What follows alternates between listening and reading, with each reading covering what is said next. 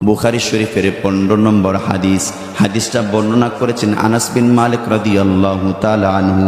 তিনি বলছেন ক্বালা রাসূলুল্লাহ সাল্লাল্লাহু আলাইহি ওয়াসাল্লাম লা ইউমিনু আহাদুকুম হাত্তা আকুনা হাব্বা ইলাইহি মিন ওয়ালিদিহি ওয়া ওয়ালাদিহি ওয়ান নাসি আজমাইন। রসুল ডেকে ডেকে বললেন, উমর বিন খাত্তাব রাদিয়াল্লাহু তাআলা আনহুকে একবার ডেকে বললেন, উমর, আমি নবী মুহাম্মদকে তুমি কেমন মহাব্বত করো?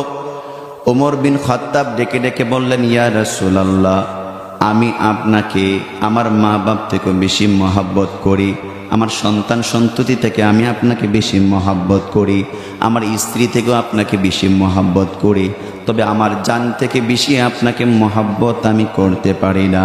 রসুল ডেকে বললেন, ওমর, যদি তুমি আমাকে তোমার জান থেকে বেশিও মহাব্বত না করো, লা ইউমিনু আহাদুকুম, ততক্ষণ তুমি মুমিন হতে পারবা না। মুমিন হওয়ার জন্য শর্ত হলো নবীকে দুনিয়ার সব কিছু থেকে আমার প্রিয় নবীকে মহাব্বত করতে হবে।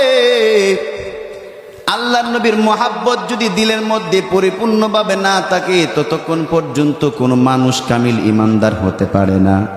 এই জন্য নবীজি বলছেন, তোমাদের মধ্যে থেকে ওই সমস্ত ব্যক্তিরা ততক্ষণ পর্যন্ত ইমানদার হতে পারবে না যতক্ষণ একজন ইমানদার বান্দা তার মা বাপ থেকে, তার সন্তান সন্ততি থেকে, দুনিয়ার সমস্ত বন্ধু বান্ধব থেকে আমি নবী মুহাম্মদকে সবচেয়ে বেশি মহাব্বত না করবে।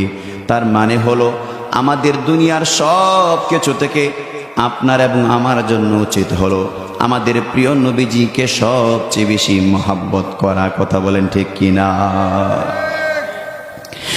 এটা তো এখন এমন একটা বিষয়, তো নবীকে খালি মহাব্বত করলে চলবে, সাথে সাথে তো আল্লাহকে মহাব্বত করতে হবে, আল্লাহকেও মহাব্বত করতে হবে।